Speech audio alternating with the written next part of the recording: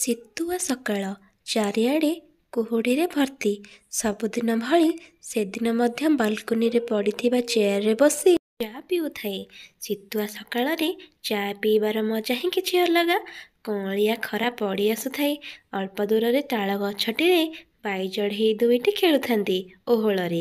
ଆମ ଘର ଆଗ ଦେଇ ମିଶ୍ରବାବୁ ତାଙ୍କ 6 ବର୍ଷର ଝିଅ ମୀରାଙ୍କୁ ସ୍କୁଲ ନେଇ ଛାଡ଼ିବାକୁ ଯାଉଥାନ୍ତି। ବାପା ଝିଅ ଦୁହେଁ ଖୁବ୍ ମସ୍ତି କରି ହସି ହସି ରାସ୍ତା କମ୍ପେଇ ଦେଉଥିଲେ। ହଠାତ୍ ବାପାଙ୍କ କଥା ମନେ ପଡ଼ିଗଲା। ପାଖରେ ଟେବୁଲ ଉପରେ ଥୁଆ ହୋଇଥିବା ଚଷମାକୁ ଦେଖି ଭାବୁଥାଏ, ଚଷମା ସହ ପୁରୁଣା ସ୍ମୃତି। ବୟସରେ ଅପରାହ୍ନରେ ବାପା ଆମ ସମସ୍ତଙ୍କୁ ଛାଡ଼ି ଚାଲିଗଲେ, ଆଉ ମୁଁ ଚାଲି ଆସିଲି ଶାଶୁଘରକୁ।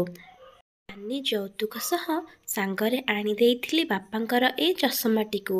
ବାପାଙ୍କର ଶେଷ ସନ୍ତକ ଅତି ପ୍ରିୟର ଚଷମା। ଏଇ ଚଷମା ଉପରେ ପିଲାବେଳେ ମୋର ଭାରି ଈର୍ଷା। କାହିଁକି ନା ସବୁବେଳେ ବାପାଙ୍କ ପାଖରେ ହିଁ ରୁହେ। ବାପା ବି ଚଷମାକୁ ବହୁତ ଭଲ ପାଆନ୍ତି। ଦଣ୍ଡେ ଛାଡ଼ି ରୁହନ୍ତିନି। ଏମିତିକି ନିଦରୁ ଉଠିଲେ ଆଗେ ବାପା ତାକୁ ହିଁ ଖୋଜନ୍ତି। ତାଙ୍କର ଗୋଟେ ଝିଅ ଅଛି ବୋଲି ମନେ ରୁହେ କି ନାହିଁ କେଜାଣି, ଯୁଆଡ଼େ ଯାଆନ୍ତି ସାଙ୍ଗରେ ନେଇକି ଯାଆନ୍ତି। ମୋତେ ତ ରାଗ ଲାଗେ ବାପାଙ୍କ ଉପରେ ଓ ସେ ଚଷମା ଉପରେ ବି। ବହୁତ ଥର ସେ ଚଷମାକୁ ଭାଙ୍ଗିଦେବି ବୋଲି ଯୋଜନା କରିଛି। ହେଲେ ବାପା ତାକୁ ପାଖରୁ ଅନ୍ତର କଲେ ତ ମୋ ହାତକୁ ଆସିଲେ ତ ମୁଁ କିଛି କରିବି।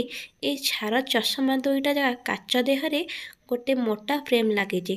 ତାକୁ ପୁଣି ବାପା ଏତେ ପ୍ରେମ ଅଜାଡ଼ି ଦିଅନ୍ତି। ଭାରି ଯତ୍ନରେ ପୋଛି ଖୋଳରେ ଭରି ତକିଆ ପାଖରେ ରଖି ଶୁଅନ୍ତି।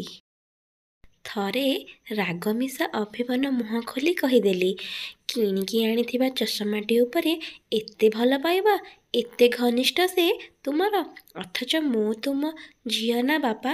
ତୁମେ ତ ମୋତେ ଜନ୍ମ ଦେଇଛ, ତା ଭଳି ମୋତେ ବି ତୁମ ସାଙ୍ଗରେ ବୁଲେଇ ନିଅ। ସବୁବେଳେ ପଢ଼ିବାକୁ କାହିଁ କହୁଛ? ମୋ କଥା ଶୁଣି ବାପା ସ୍ମିତ ହାସ୍ୟ ଦେଇ କହିଲେ, ଆଲୋ ମା, ଏଇ ଚଷମାକୁ ମୁଁ ଭଲ ପାଉଛି ବୋଲି ତତେ ଦେଖିପାରୁଛି। ଯେତେ ଦିନ ଯାଏ ଏ ଚଷମା ତୋ ବାପା ସହ ଅଛି, ସେତେ ଦିନ ଯାଏ ତୋ ବାପା ତୋ ସହ। ବାପାଙ୍କର କଥା ମୋର ଏଇ କୁନି ମୁଣ୍ଡରେ କିଛି ପଶିଲାନି। ବାସ୍, ତା ପରଠାରୁ ମୁଁ ଚଷମାକୁ ଦେଖି ଈର୍ଷା କରେ ସତ, କିନ୍ତୁ ବାପାଙ୍କ ପାଖରେ ଅଭିଯୋଗ କରେନି। ଧୀରେ ଧୀରେ ବଡ଼ ହେବା ସହ ଜାଣିପାରିଲି ଯେ ବିନା ଚଷମାରେ ବାପାଙ୍କୁ କିଛି ଦେଖାଯାଏନି। ଏଇ ଚଷମା ହିଁ ତାଙ୍କ ସାହା ଭରସା, ତାଙ୍କ ବିକଳ୍ପ ଆଖି, ତାଙ୍କୁ ଦୁନିଆରେ ଆଲୋକ ଦେଖାଇବାର ମାଧ୍ୟମ। ହେଲେ ମୁଁ ବା କ'ଣ ଜାଣିଥିଲି ବାପାଙ୍କ ପାଇଁ ଚଷମାର ମହତ୍ତ୍ୱ କେତେ ଅଧିକା। ଶେଷ ସନ୍ତକ ସ୍ୱରୂପ ବାପାଙ୍କର ସେ ଚଷମା ମୋର ଶେଷ ଦିନ ପର୍ଯ୍ୟନ୍ତ ପାଖରେ ରଖିଥିବି। ଏମିତି ଭାବୁ ଭାବୁ ଲୁହ ଦୁଇ ଟୋପା କୋଳରେ ଥିବା ଚଷମା ଉପରେ ପଡ଼ିଗଲା। ଆଉ ମୁଁ ସେ ଚଷମାରେ ବାପାଙ୍କୁ ଦେଖୁଥିଲି।